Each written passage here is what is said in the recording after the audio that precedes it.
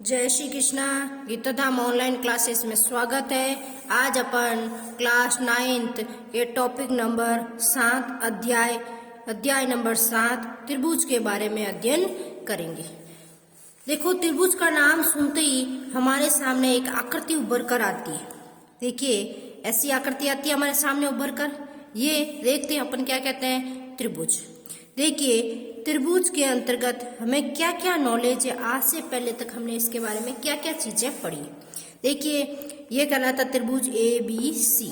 यहाँ देखिए, A B सी और ए सी क्या है, ये त्रिभुज की क्या है, तीनों भुजाएं। क्या है, तीनों भुजाएं, ए बी सी और ए सी। इसी तरह कोण बी और कोण सी, ये क्या है, तीनों कोण। क्या है, तीनों कोण। ये कहलाते हैं त्रिभुज की ए बी सी सी, ये तीनों भुजाएं हैं। और कोण ए, कोण बी और कोण सी क्या है, तीन कोण। त्रिभुज का मतलब भी क्या होता है, त्रि यानी तीन। त्रि का मतलब क्या होता है, त्रि यानी त्रि का अर्थ है तीन। त्रि का अर्थ है तीन, यानी एक त्रिभुज की तीन भुजाएं होती है, तीन कोण होते हैं और तीन शीर्ष होते हैं। तो शीर्ष में क्या कहलाएगा, तीन शीर्ष कौन से, ए बी और सी, ये कहलाता है शीर्ष। एक शीर्ष, दो शीर्ष और तीन शीर्ष, ये क्या कहलाता है, तीन शीर्ष। एक त्रि का मतलब होता है तीन ही भुजाएं होगी, तीन ही कोण होंगे और तीन ही शीर्ष होंगे। और हमने त्रिभुज के बारे में क्या पढ़ा, त्रिभुज के तीनों कोणों का योग। त्रिभुज के तीनों, पिछले अध्याय में हमने ये पढ़ा है, त्रिभुज के तीनों कोणों का योग क्या कहलाता है, कितना होता है, 180। त्रिभुज के तीनों कोणों का योग कितना होता है, 180। और त्रिभुज का क्या गुण पढ़ा था कि त्रिभुज के दो अंतःकोणों का योग एक बहिष्कोण के बराबर होता है। ये वाला कोण और ये वाला कोण मिलकर ये वाला कहलाता है। इसका मतलब ये x और ये y है, तो ये कहलाएगा x प्लस वाई। इसका मतलब क्या है, त्रिभुज का बाह्य कोण, त्रिभुज का बाह्य कोण त्रिभुज का बाह्य कोण अंतः के दो कोण, अंतःकोण कौन से, दो के योग के बराबर होता है, योग के बराबर होता है। त्रिभुज का बाह्य कोण उसके अंतर्गत दो अंतःकोणों के योग के बराबर होता है। ये वाला कोण किसके बराबर होगा, x प्लस वाई। ऐसा इसी तरह आपका त्रिभुज यूं बन जाए तो ये वाला कोण किसके बराबर होगा, इन दोनों के बराबर। अगर त्रिभुज यूं बन जाए, ये वाला कोण किसके बराबर होगा, इन दोनों के बराबर होता है। ये हम पिछले अध्यायों में पढ़ चुके हैं। आज अपन पढ़ेंगे त्रिभुजों की सर्वांग क्षमता। क्या पढ़ेंगे, त्रिभुजों की सर्वांग क्षमता। त्रिभुजों की सर्वांग क्षमता, त्रिभुजों की सर्वांग क्षमता क्या होता है, त्रिभुजों की सर्वांग क्षमता क्या कहलाता है। सर्वांग सम का अर्थ होता है सभी प्रकार से बराबर। सर्वांग सम सभी प्रकार से बराबर, अर्थात वे आकृतियां जिनके समान आकार और समान माप हो। क्या हो, वे आकृतियां जिनके समान आकार व समान माप हो, क्या कहलाता है, सर्वांग सम आकृतियां। तो त्रिभुज की सर्वांग क्षमता का मतलब क्या हुआ कि ऐसे दो त्रिभुज जिनके आकार और माप बराबर हो, आकार और क्या हो, माप बराबर हो, वो क्या कहलाते हैं, सर्वांग सम त्रिभुज। जैसे इस त्रिभुज की आधार है 2, इसका भी है 2, ये भुजा 3, ये भुजा 3, ये भुजा 4, ये भुजा 4, तो ये दोनों त्रिभुज क्या होंगे, सर्वांग सम। क्या यही बोला ना, जिनके समान आकार और समान माप हो, दोनों के माप भी समान होने चाहिए। अगर यहाँ आधार 2 है तो ये भी 2 होना चाहिए, ये 3 है तो ये भी 3 है। और यूं कहते हैं ये त्रिभुज और ये वर्ग, ये सर्वांग सम नहीं है, ये वृत्त, ये सर्वांग सम नहीं। आकृतियां समान होनी चाहिए। अगर अपन ले रहे हैं व्रत तो ये दूसरा भी क्या होना चाहिए, व्रत। अगर ये ले रहे हैं अपन वर्ग तो ये भी आकृति क्या होनी चाहिए, वर्ग। तब ये दोनों क्या कहलाएंगे, सर्वांग सम आकृतियां। क्या कहलाएगी, सर्वांग सम आकृतियां। ये सर्वांग सम नहीं है, दोनों आकृतियां समान होनी चाहिए। व्रत है तो व्रत, त्रिभुज है तो त्रिभुज, और वर्ग है तो वर्ग। अगर आपके वर्ग है दोनों तो ये भी आकृति दोनों क्या होनी चाहिए, वर्ग। ये कहलाता है सर्वांग क्षमता। सर्वांग क्षमता। तो अपन किसकी सर्वांग क्षमता पढ़ेंगे, त्रिभुज की, क्योंकि अपने चैप्टर नंबर 7 क्या है, त्रिभुज। क्या है, त्रिभुज। अब देखिए इन आकृतियों को,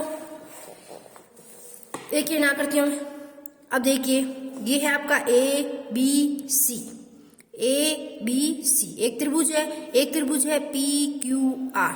आप क्या करें, इस पी क्यू आर को ऊपर कर दें। जैसे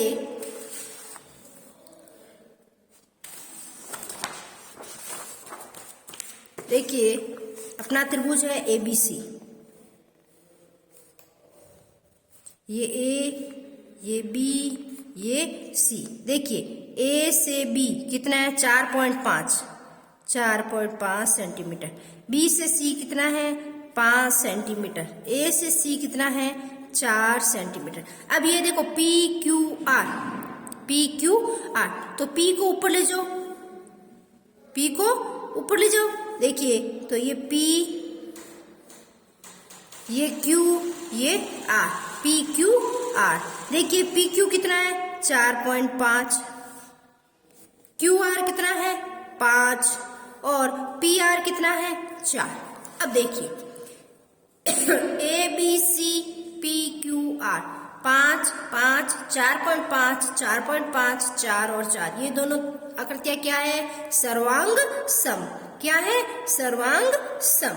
इसका मतलब क्या हुआ, ए किसके बराबर, शीर्ष ए किसके बराबर, पी के बराबर, बी किसके बराबर, क्यू के बराबर, सी किसके बराबर है, आर के बराबर। भुजा ए बी किसके बराबर है, देखिए ए बी किसके बराबर है, पी क्यू के। ए बी किसके बराबर है, पी क्यू के। इसी तरह बी सी किसके बराबर है, क्यू आर के। इसी तरह ए सी किसके बराबर है, पी आर के। कोण ए किसके बराबर होगा, पी के बराबर। कोण ए बराबर कोण पी, कोण बी बराबर कोण क्यू, और कोण सी बराबर कोण आर, कोण आर। इस तरह से ये कहलाता है सर्वांग सम। आकृति समान होनी चाहिए, माप भी समान होना चाहिए, और आकार भी समान होना चाहिए। ये है आपकी सर्वांग सम की परिभाषा। अब पढ़ेंगे अपन त्रिभुजों की सर्वांग क्षमता की के लिए कसौटियां। क्या पढ़ेंगे, के लिए कसौटियां। पिछली कक्षाओं में आप त्रिभुजों की सर्वांग क्षमता के लिए 4 कसौटी या नियम पढ़ चुके। आइए इनका पुनर्वलोकन करें। 4 क्या क्या थी,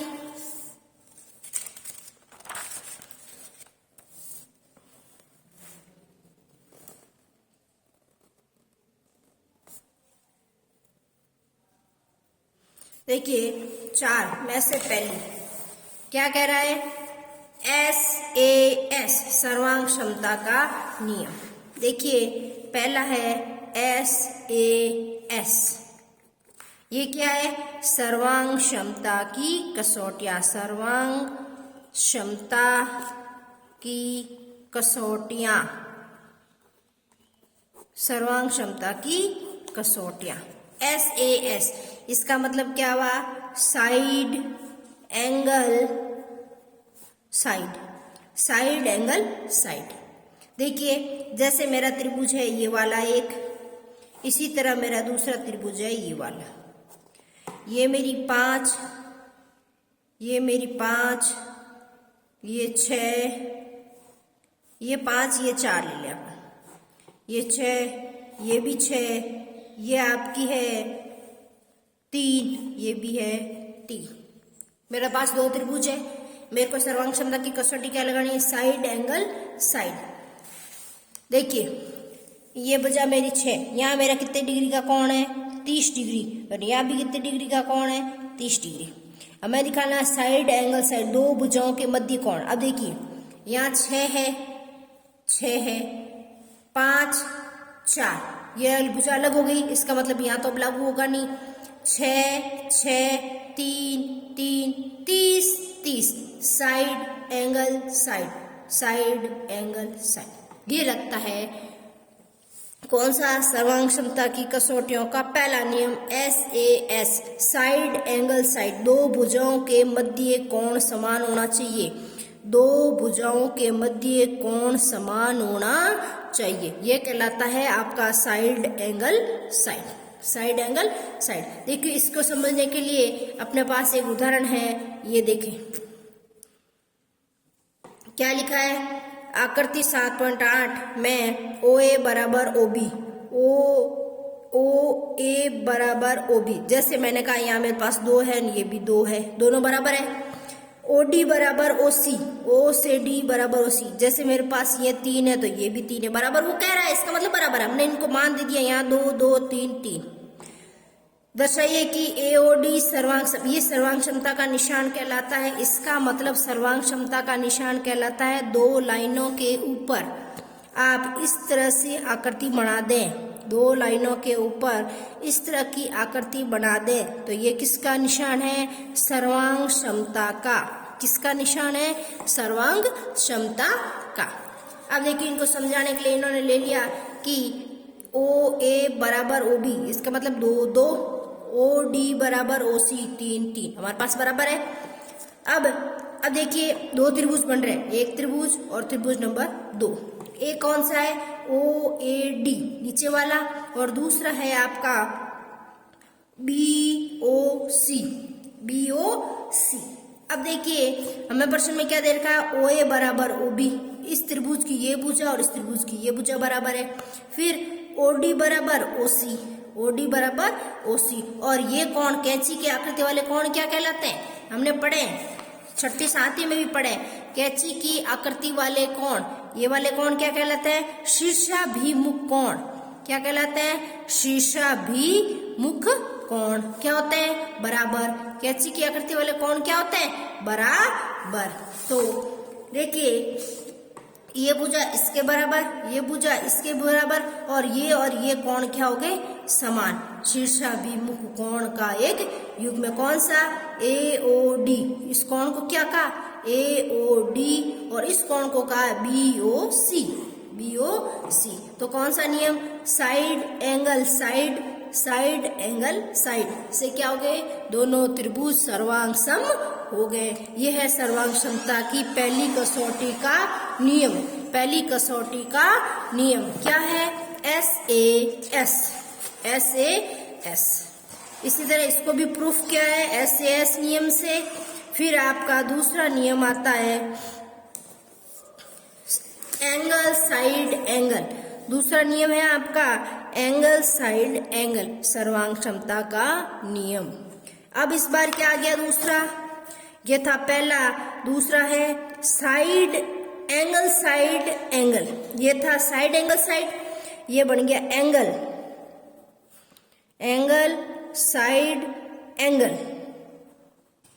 इसका मतलब क्या हुआ?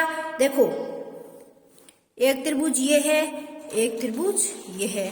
यहाँ कोण मेरा 30 डिग्री है, यहाँ मेरा 60 डिग्री है, यहाँ भी मेरा 30, यहाँ भी मेरा 60, ये 6, ये 6। इसका मतलब कोण भुजा कोण, कोण भुजा कोण, दोनों त्रिभुजों में भुजा एक कॉमन होगी, दो कोण बराबर होंगे। यहाँ 30 है तो यहाँ भी 30 होना चाहिए, और यहाँ 60 है तो यहाँ भी 60 होना चाहिए। ये 6 सेंटीमीटर है तो ये भी 6 सेंटीमीटर होनी चाहिए। कहलाती है एंगल साइड एंगल।